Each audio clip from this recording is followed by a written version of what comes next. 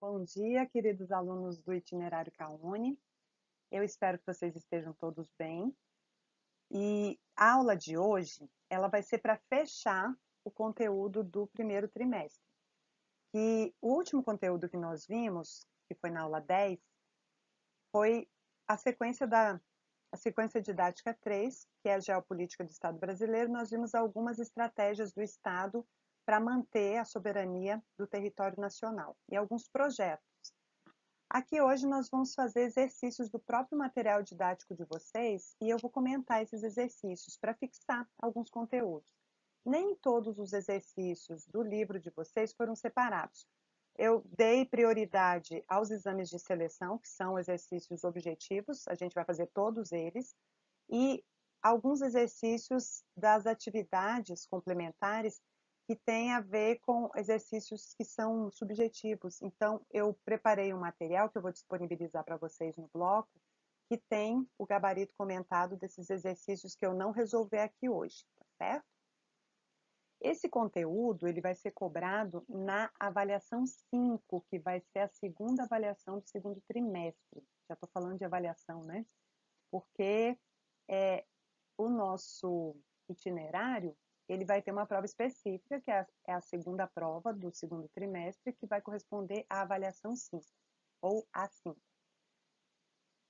Os objetos do conhecimento que eu priorizei aqui nesses exercícios foram as relações de poder e a formação do território brasileiro, então tem alguns exercícios referentes a esse assunto, e as estratégias de gestão do território nacional.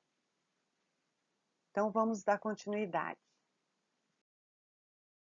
Bom, dando continuidade aqui, nós vamos ver esse exercício que, como eu falei da atividade complementar, corresponde a essas atividades para além do texto que ficam no volume 2, unidade 2, capítulo 7, que foram as referências que eu falei para vocês, que poderiam fazer os exercícios desse capítulo, e na página 154. Desses exercícios, eu separei esse número 2, que era o único objetivo que tinha lá, de múltipla escolha. Por que eu separei só esse? Porque nos exames de seleção já tem alguns exercícios subjetivos.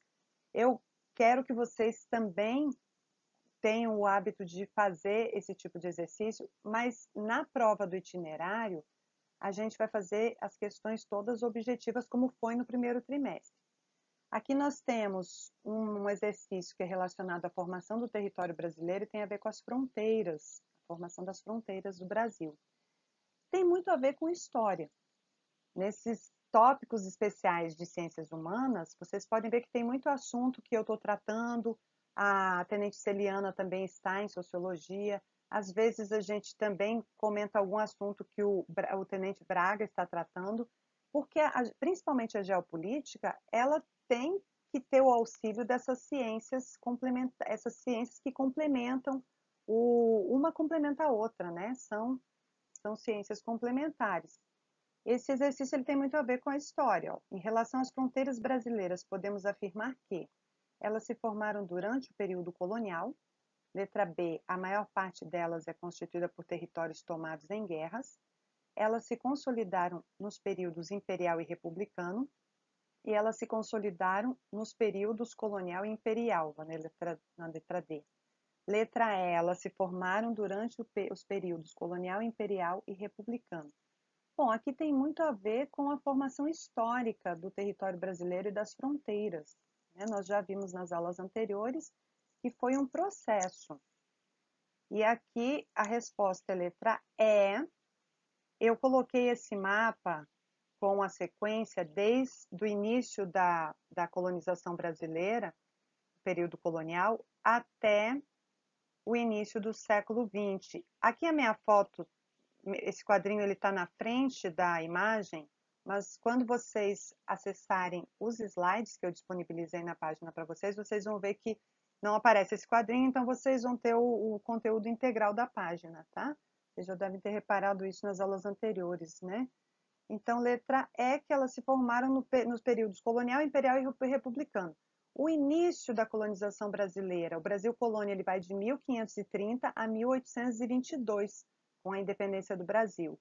Já o Brasil Império, ele vai de 1822 até 1889, por conta da proclamação da República. E a República ela vai desse período até os dias atuais. Então é só para vocês, eu coloquei esse mapa para vocês recordarem o que a gente viu nas aulas anteriores. Bom, esse primeiro exercício desse slide, exercício número 1, ele já vai ser referente às questões dos exames de seleção, da página 156. Aqui nós vamos fazer todos os exercícios. Tem alguns que são subjetivos, a maior parte é de múltipla escolha, como vai ser cobrado na prova de vocês. Mas eu vou fazer todos. Inclusive, tem 2 deles que a gente não chegou a ver nas aulas, mas que eu acho importante falar para resolver todos os exercícios daqui e também pode ser objeto de prova aí fora, né? Ou da A5. A ação lusitana, nos primeiros séculos de colonização, foi decisiva para a formação de um país de grande extensão territorial, que foi gradativamente absorvendo o espaço conquistado mediante tratados sucessivos, Tordesilha, Madrid e Santo Ildefonso. Para efetivar essa territorialização, à proporção que a população crescia e que os meios de comunicação e de transporte permitiam.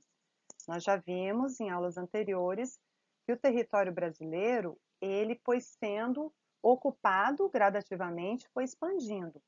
E aí nós vamos ter uma maior integração somente a partir do processo de industrialização, mas principalmente a partir da década de 60, com a construção de Brasília, que houve uma maior integração.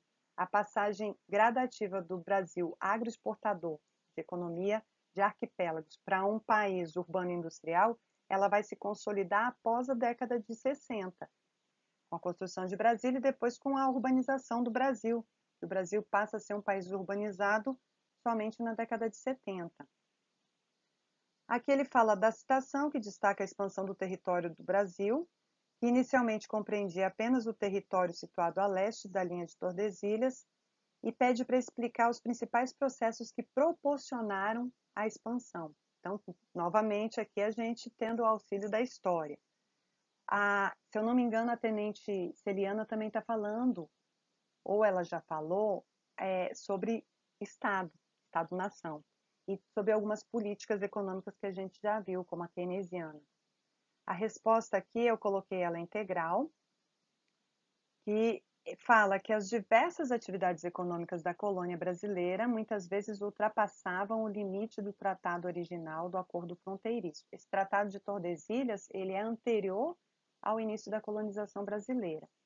Expedições militares portuguesas avançaram para o interior, instalando fortificações no alto curso do rio Amazonas. Os bandeirantes no sul e sudeste e a criação de gado no nordeste também ultrapassaram o Tratado de Tordesilhas. Com o Tratado de Madrid, em 1750, os 2 países aceitaram o princípio de uti possidetis, do direito romano, que segundo o qual é considerado dono da terra aquele que a ocupa. Então, isso é usado inclusive para uso capião atualmente.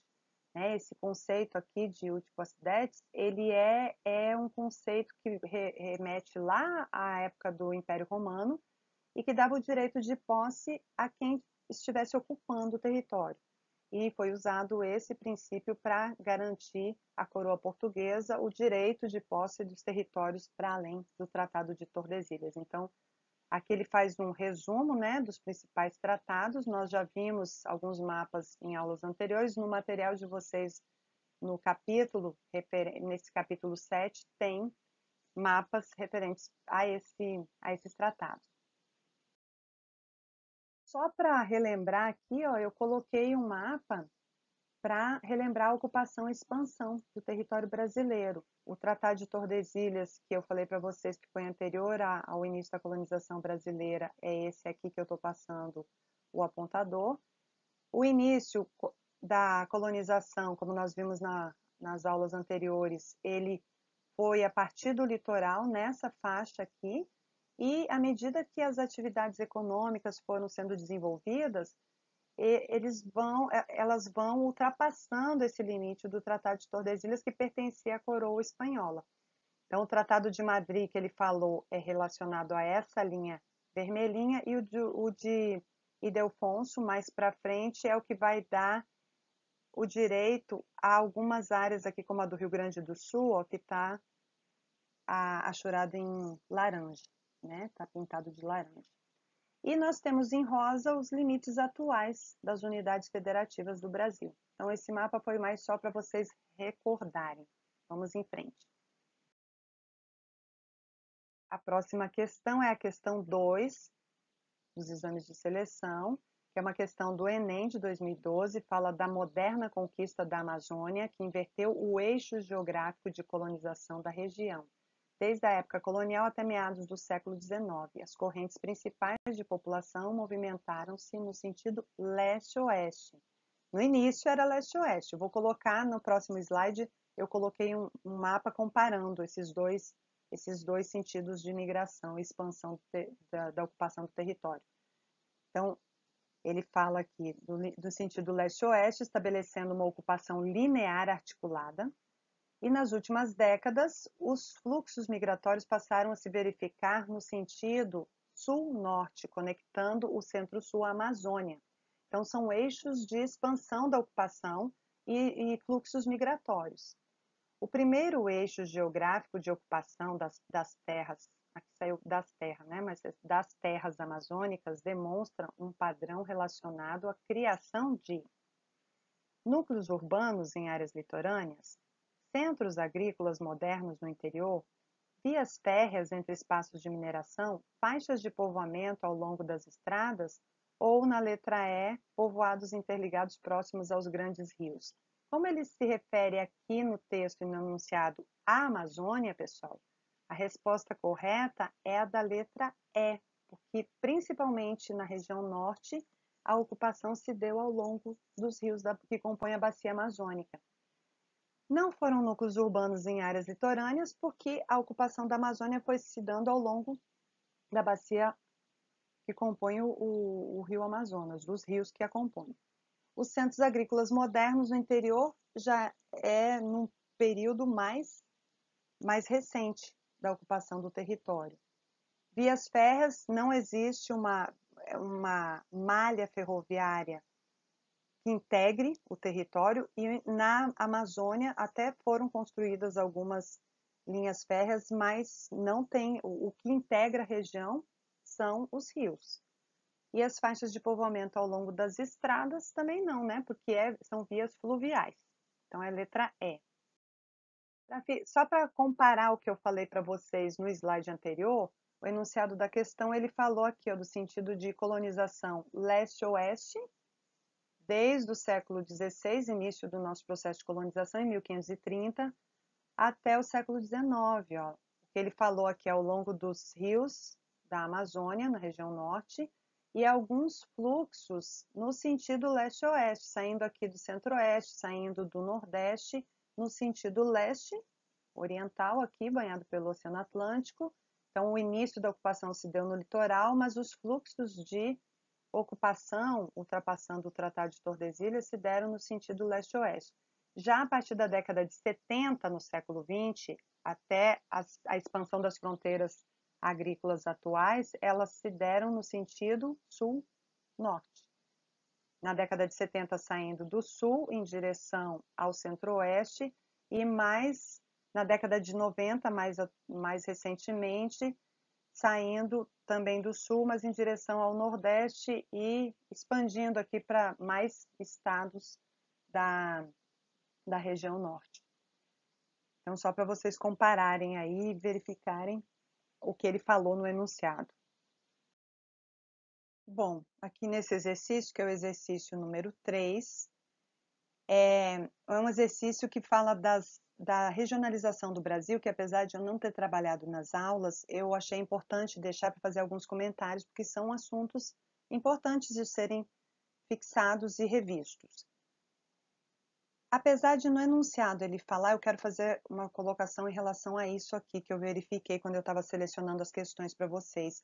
A figura abaixo apresenta macro-regiões geoeconômicas propostas pelo IBGE. Gente, muita atenção, apesar de ter sido uma questão cobrada em vestibular em 2009, essa regionalização aqui, que é de complexos regionais, apesar de estar no Atlas Geográfico do IBGE, ela não foi proposta pelo IBGE, certo? Essa aqui é uma regionalização que foi proposta por um geógrafo na década de 60, chamado Pedro Pinchas Geiser, e ele propunha uma divisão regional em complexos regionais, sendo que o número 1 equivale à Amazônia, o número 2 ao Centro-Sul e o número 3 ao Nordeste. Vocês podem ver que ele não segue a divisão político-administrativa, porque ele segue critérios socioeconômicos de ocupação e de desenvolvimento de cada região e alguns aspectos geográficos relacionados a questões de aspectos físicos. E aí ele pede para considerar as seguintes afirmações sobre esse tema.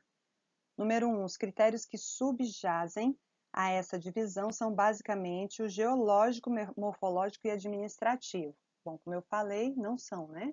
Eles se basearam em aspectos mais de ocupação econômica.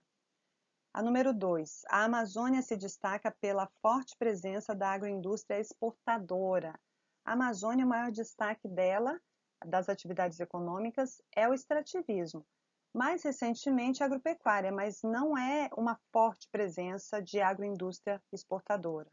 Não é característica dessa região. E a número 3, o Centro-Sul se distingue das outras macro-regiões pelo grau de modernização dos espaços agrícolas. Isso aqui está correto.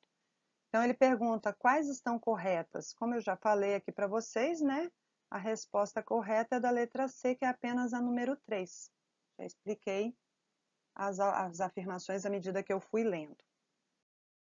Bom, aqui a questão 4, ela também é uma questão de regionalização. Aí vai ser possível a gente comparar com aquela divisão anterior de regionalização, que ele estabelece dois mapas aqui. Ó. Observe os mapas que apresentam diferentes propostas de regionalização para o Brasil. O mapa 1 refere-se à divisão regional do IBGE, que é a oficial que eu falei para vocês, em 5 macro-regiões.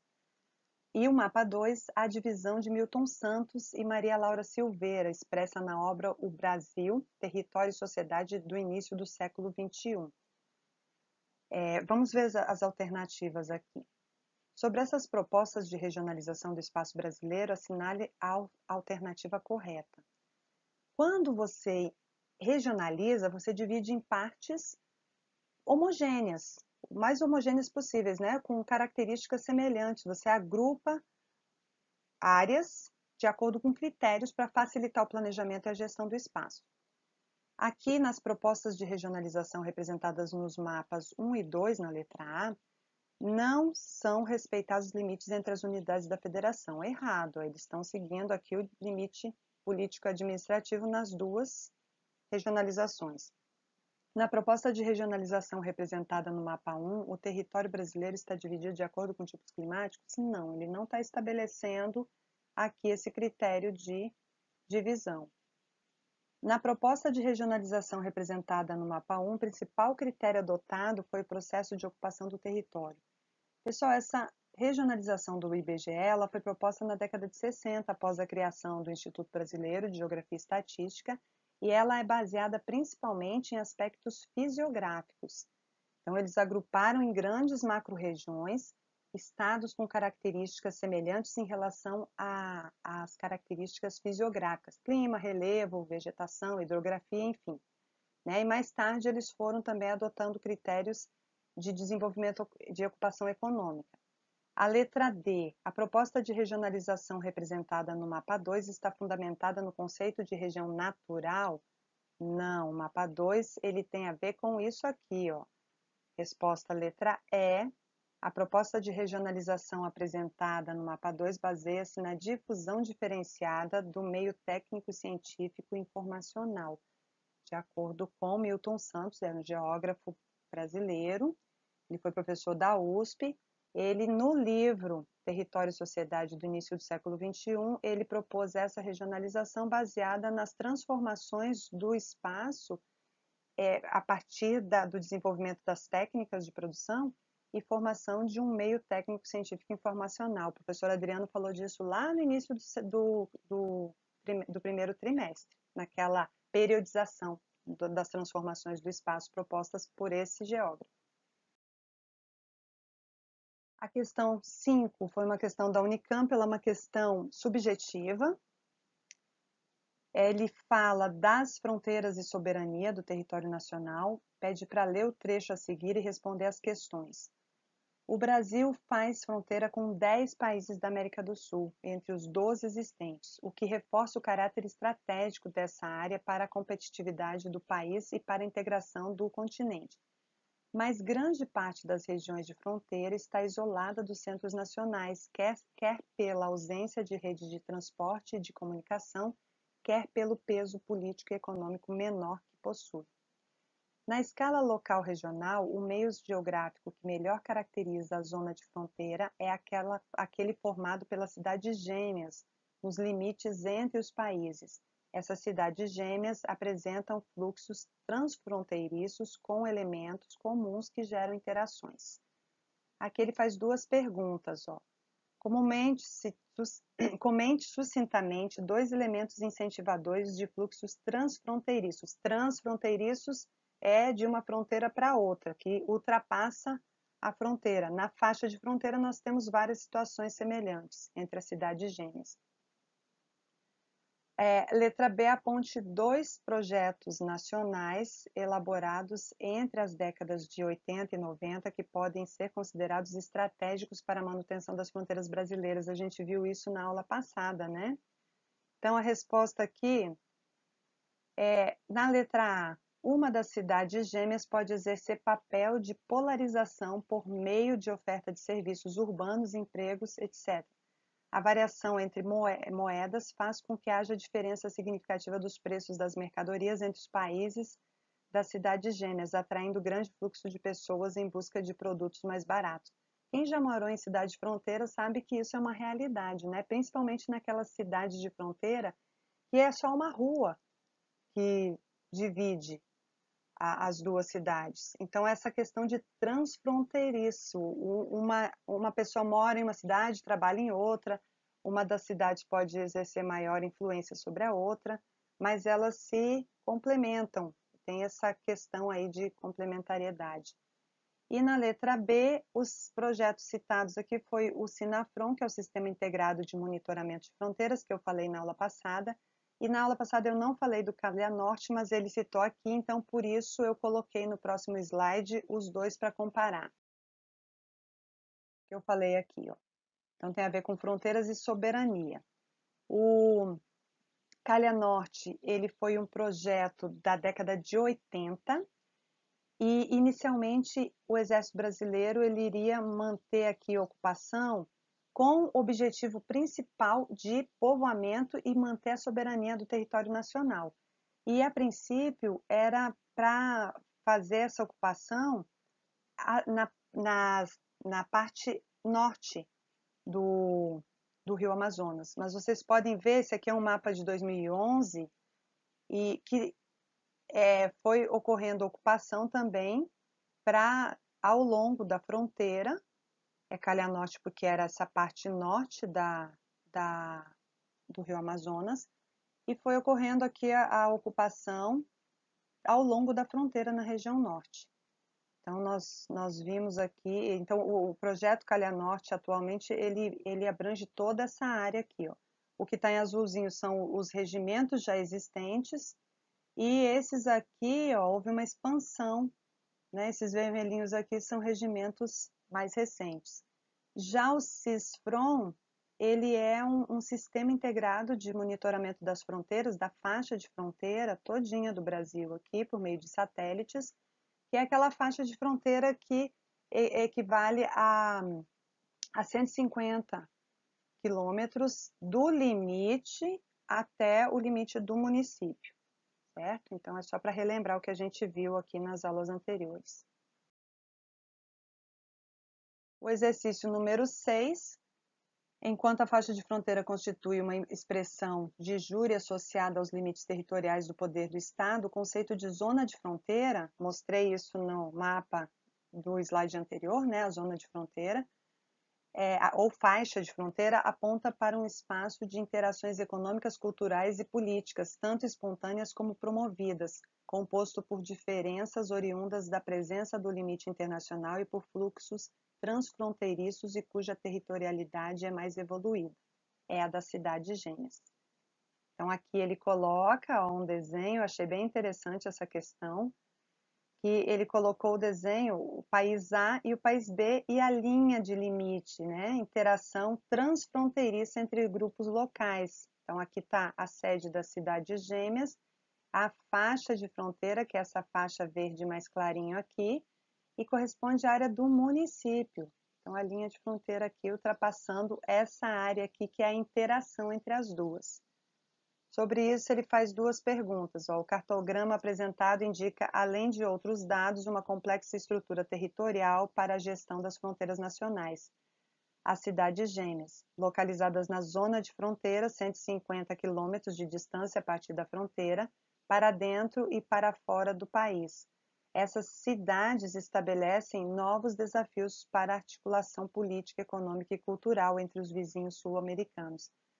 Considerando essa organização político-administrativa dos territórios nacionais, letra A, defina o que são cidades gêmeas e a letra B apresente um argumento que explique a importância desses aglomerados fronteiriços nas políticas nacionais de integração regional. É necessário que sejam feitos programas integrados entre os dois países onde essas cidades se localizam.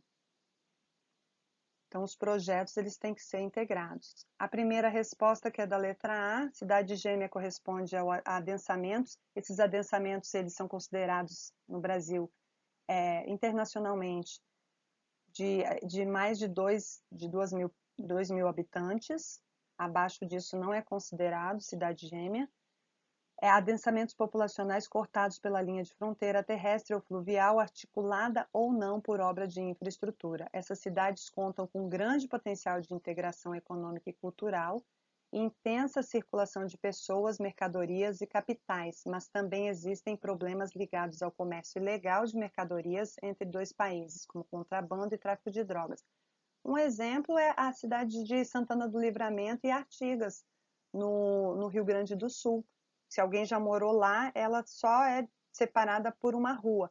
No livro de vocês tem inclusive uma foto lá do marco da fronteira, né, que é no meio de uma praça ali, de um lado é Uruguai e de outro Brasil. Mas nós temos mais de 20 cidades gêmeas ao longo da fronteira brasileira.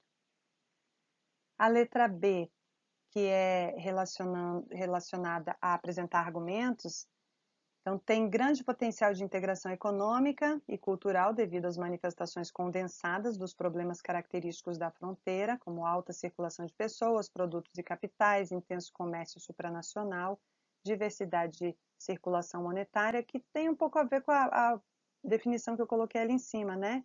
E nelas adquirem maior densidade com efeitos diretos sobre o desenvolvimento regional e a cidadania. Então, muitas vezes tem que haver essa integração.